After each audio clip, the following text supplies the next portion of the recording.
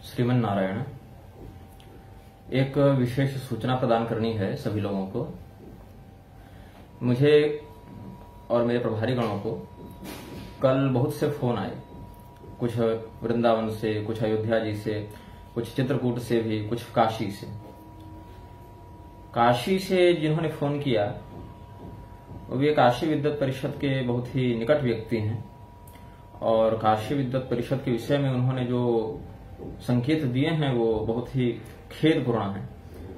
चित्रकूट तुलसी पीठ के भी एक बहुत ही निकटवर्ती व्यक्ति ने वहां से मुझे संदेश भेजा कि काशी विद्वत परिषद और तुलसी पीठ के मध्य संभवतः, हो सकता है आरोप गलत हो, लेकिन जो मुझे प्राप्त हुई है सूचना उसके आधार पर मैं बता रहा हूं कि कोई संभवतः कोई डील होने वाली है कि 20 लाख रुपया रामभद्राचार्य जी तुलसी पीठ वाले काशी विद्वत परिषद को देंगे ताकि वह शास्त्रार्थ का निर्णय रामभद्राचार्य जी के पक्ष में करे।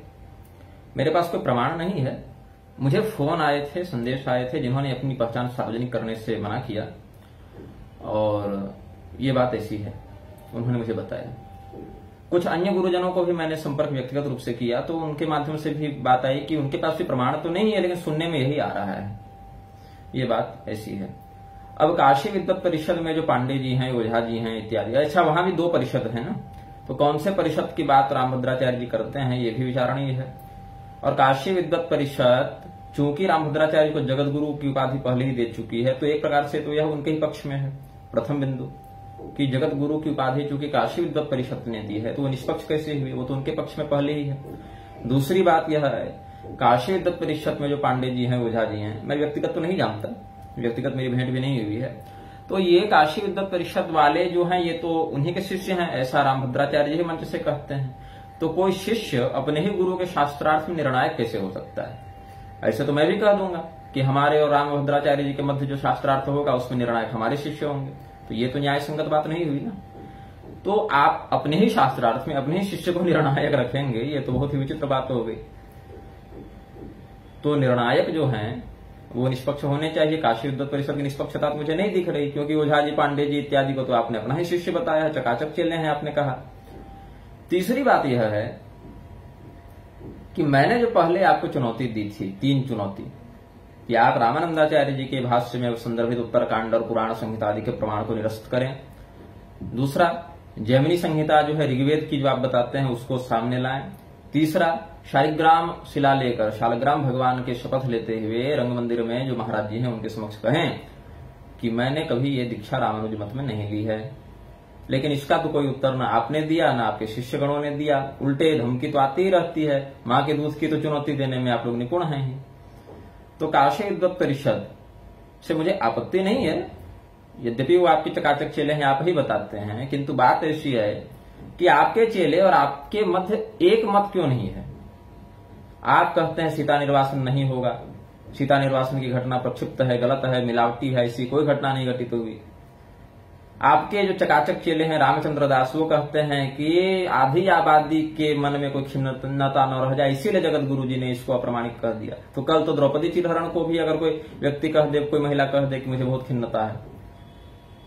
अच्छा, मुझे कई स्त्रियों ने यह भी फोन करके कहा, मैसेज में भी कहा कि जैसे भगवान श्री रामचंद्र जी ने अपने पिता के वचन की मान रखते हुए वनगमन किया, निर्दोष होते हुए भी, और इससे किसी को कष्ट नहीं आज के जमाने में, अपितु भगवान की ही कीर्ति की वृद्धि हुई, मर्यादा की रक्षा हुई, वैसे ही भगवती सीता जी ने भी भगवान के वचन का मान रखने के लिए, पति देवता के वचन का मान रखने के लिए, पारतंत्र प्रकाशनार्थम, तो जोशी वचन भूषण कारलोकाचार्य स्वामी जी कहे हैं, पारतंत्र प्रकाशनार्थम, तो उसके ही लिए भगवती ने यह बलिदान दिया। इससे उनके स्वभाव में या शील में या किसी प्रकार के कीर्ति में कलंक नहीं लगा, तो उनकी वृद्धि ही हुई।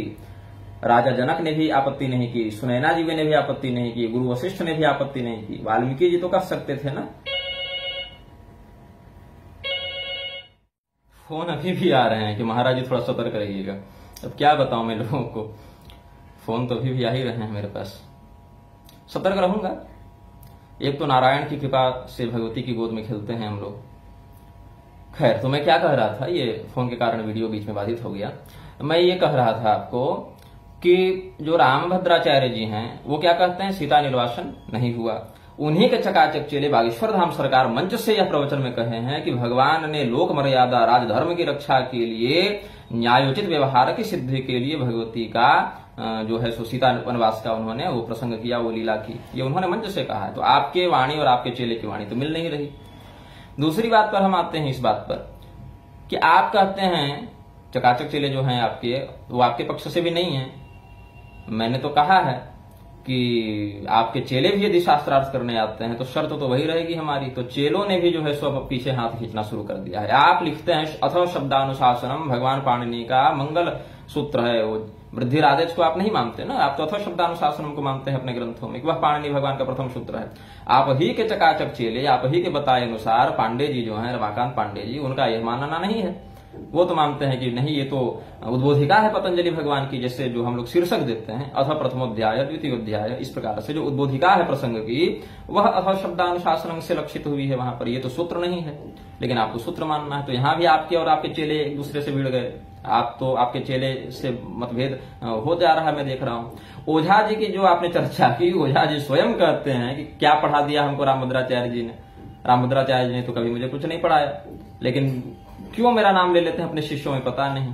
और ये बात मैंने बहुत गुरुजनों से पूछी कि ओझा जी पांडे जी रामभद्राचार्य जी के शिष्य कब से हो गए, तो सभी लोगों ने कहा भाई हम तो नहीं जानते।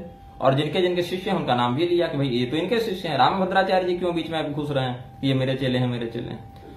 तो आपके चकाचक चेले जो हैं सो उसी से तो आपकी बात कट जा रही है ना। तो चेलों ने तो खैर हाथ खींच लिया। अब आते हैं निर्णय वाले विषय पर। काशी विद्वत परिषद जो है कृपात्री स्वामी जी के पास गई थी, या काशी के ही कुछ विद्वान गए थे, मुझे थोड़ा स्मरण नहीं है ढंग से, लेकिन काशी के ही पंडित गए थे ना। और काशी विद्वत परिषद में जापान के तो लोग नहीं रहेंगे, काशी के ही रहेंगे। तो कृपात्री स्वामी के पास जाकर उन्होंने कहा कि रास पंचाध्यायी का प्रसंग प्रक्षिप्त प्रतीत होता है, आप इसको हटवा दें। तो कृपात्री स्वामी जी ने बड़ा ही शास्त्रोचित समाधान दिया और ये प्रक्षिप्तवाद की बीमारी भागवत महापुराण में नहीं आने दी। तो काशी के लोग तो प्रक्षिप्तवाद की मानसिकता से ग्रस्त हैं, उनको तो संदेह हो ही जाता है। दूसरी बात, पुरी शंकराचार्य जी ने भी आधिकारिक वीडियो में कहा है कि काशी विद्वत परिषद जो है सो धार्मिक निर्णयों में कई बार धनादि के प्रभाव से पक्षपात कर देती है, किसी को भी राज ऋषि, राष्ट्र ऋषि इत्यादि ऋषि तुल्य उपाधियां दे देती हैं। जगत गुरु की तो मैं हाल ही देख रहा हूं, कृपालु जी वाले कहते हैं कि जगत गुरु की उपाधि उन्हें काशी विद्वत परिषद से मिली है। काशी विद्वत परिषद ने पंचम जगत गुरु की उपाधि दी है, जबकि कालक्रम से देखें तो भगवान रामानंदाचार्य जी से पहले भगवान शंकराचार्य जी, भगवान रामानुजाचार्य जी, भगवान निम्बारकाचार्य जी, भगवान मध्वाचार्य जी, तो चार ऐसे ही हो गए। तो रामानंदाचार्य जी भगवान तो पंचम में हुए ना, अगर कालक्रम इत्यादि से देखें तो पंचम में कृपालु जी कैसे हो गए। क्या इसका अर्थ है कि पंचम जगत गुरु के रूप में कृपालु जी को प्रतिष्ठापित करके सिद्ध करने वाली काशी विद्वत परिषद क्या भगवान रामानंदाचार्य जी को ही जगत गुरु नहीं मानती? उनके बाद वल्लभाचार्य जी आएंगे, तो यदि बनना भी था तो ये 7वें बनते, लेकिन इनको तो 5वां बना दिया गया। तो ये सब विषयों को देखें, स्वामीनारायण वालों को इन्होंने मान्यता दे दी है, जो अपने नाम के आगे प्रकट भगवान लगाए घूमते हैं और सभी सनातनी वैदिक देवी देवताओं की और आचार्यों की निंदा करते रहते हैं। तो काशी विद्वत परिषद ठीक है, आप रखें, मैं ये नहीं कहता, लेकिन केवल वही नहीं रहे, अन्य मान्य गुरुजन भी रहें, अन्य संप्रदायों के जन भी रहें, ताकि यह भी बात न हो कि मेरे संप्रदाय का है तो मेरे पक्ष में बोल दिया, तुम्हारे संप्रदाय का हो तो तुम्हारे पक्ष में बोल दिया। ऐसा नहीं, आपके भी रहे, हमारी भी रहे और निष्पक्ष भी रहें। केवल काशी विद्वत परिषद में आप बैठ लिए, पैसा दिया है कि नहीं पता नहीं, लेकिन अगर दिया है तो पैसे के दम पर, और नहीं दिया है तो व्यवहार के दम पर शिष्य हैं, गुरु हैं कह के आप निर्णय पलट दे तो यह स्वीकार्य नहीं होगा, है ना। निष्पक्षता होनी चाहिए, सारी बातों की रिकॉर्डिंग होनी चाहिए, सारी बातों को लिखित भी किया जाना चाहिए। आपने भ्रम फैलाया है समाज में, मैंने आप पर इतना बड़ा आरोप लगाया है, तो इतनी आसानी से तो नहीं छूटेगी ना बात। जब तक तोड़ेंगे नहीं तब तक कैसे छोड़ देंगे। तो ये बात मैं कहता हूं सबों से कि मुझे शास्त्रार्थ में कोई आपत्ति नहीं, आप दिनांक तिथि सब निश्चित करें, समय आदि निश्चित करें, किंतु केवल काशी विद्वत परिषद पर मेरी धार्मिक निर्णयों को लेकर आस्था विश्वास इत्यादि मुझ में नहीं है। काशी विद्वत परिषद के पूर्व काल के भी व्यवहार में देखा गया है कि राजनैतिकों से या धनिकों से प्रेरित होकर, नेतृत्व शक्ति या द्रव्य शक्ति के वशीभूत होकर ये शास्त्रीय पक्ष में बहुत ही प्रखरता से निर्णय नहीं कर पाते हैं, और इनके परिषद के विद्वानों में भी आपस में विषयों में मतभेद बना रहता है। ये बात सभी जानते हैं, कोई अलग से हमको इसके लिए नहीं, जो काशी विद्वत परिषद के विद्वानों को जानते हैं, जो धर्माधिकारी के क्षेत्र में जुड़े हुए हैं वो जानते हैं, जनसामान्य भले न जाने कि काशी विद्वत परिषद में। अभी मैं एक रामानंद संप्रदाय के ही आश्रम में गया, ऐसा नहीं कि रामानंदियों से मेरा उठना बैठना नहीं है, रामानंदियों के ही यहां मैं 4 महीने रहता हूं वर्ष में, तो वो लोग मुझे देख करके कि आप वही है ना जिन्होंने लंका में आग लगा रखी। तो मैंने कहा मैं वही हूं। तो मैंने कहा कि आपके संप्रदाय के विरुद्ध जो मैंने लेखन कर दिया। बोले गुरुजी आपने हमारे संप्रदाय के विरुद्ध नहीं लिखा, हमारे आद्य जगत गुरु रामानंदाचार्य जी के सिद्धांत के रक्षण के लिए आपने लिखा, इसलिए हम लोग सब आपके साथ हैं। पूरी अयोध्या वाले आपके साथ हैं, वृंदावन वाले आपके साथ हैं, काशी में भी जो धर्मनिष्ठ विद्वज्जन होंगे वो भी आपके ही साथ रहेंगे, क्योंकि आपने वही बात कही जो पूर्व के सभी संप्रदाय सिद्ध आचार्यों ने कही है।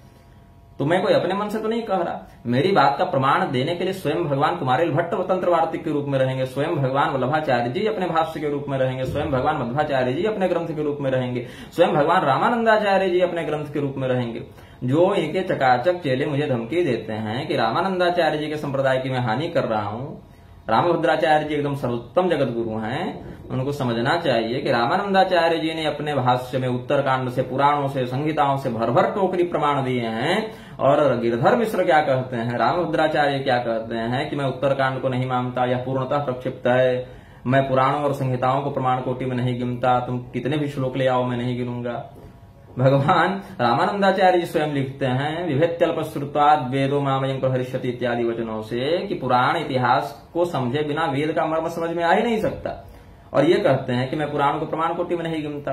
तो ये बहुत ही न इनके मत में, इनके शिष्य समर्थन में है। जो चकाचक जन है वो भी प्रवचन आप उनके देख लें, उनके आप सिद्धांतों को, ग्रंथों को पढ़ लें, तो गुरु जी जो है रामभद्राचार्य जी का सिद्धांत न उनके चेले मान रहे हैं, चेलों की बात से भी विरोध हो जा रहा है, और रामानंदाचार्य जी से भी इनका विरोध है। मतलब रामभद्राचार्य जी का न अपने चेले से न अपने गुरु से सिद्धांतगत साम्यता बन रही है। इनके मत में इनके गुरु का भी विरोध दिख जाता है और चेलों का भी विरोध दिख जाता है। तो आप कैसे जगत गुरु हैं जो अपने गुरु की भी बात नहीं मानते और जिनकी बात चेले भी नहीं मानते। रामभद्राचार्य जी का समर्थन पूरे भारत में मात्र दो ही व्यक्ति कर रहे हैं, या तो जिन्होंने शास्त्रों का विधिवत विचक्षणा दृष्टि से अध्ययन नहीं किया है ऐसे लोग, और या तो फिर जिनकी रोजी रोटी उनसे चल रही है ऐसे लोग। जो भी व्यक्ति शास्त्र प्रामाण्य को सर्वोपरि मानेगा वह विवेक दृष्टिया इतना समझने, सुनने, पढ़ने के बाद कभी भी रामभद्राचार्य जी को शास्त्रीय सिद्धांत पर सही नहीं मानेगा, ऐसा मैं समझता हूं, यह मेरा मत है।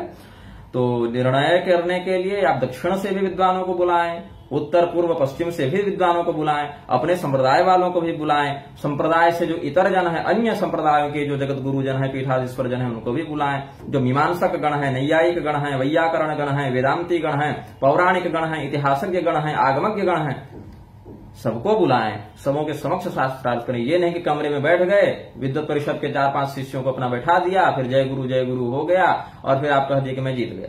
ये नहीं ना, ऐसा नहीं हो सकता। एकदम ठोस बात हो और अस्थायी बात हो कि भविष्य में ये कैंसर दोबारा जन्म नहीं ले, ये भ्रम दोबारा जन्म नहीं ले। तो ये मैं चाहता हूं, यही मेरा मत है।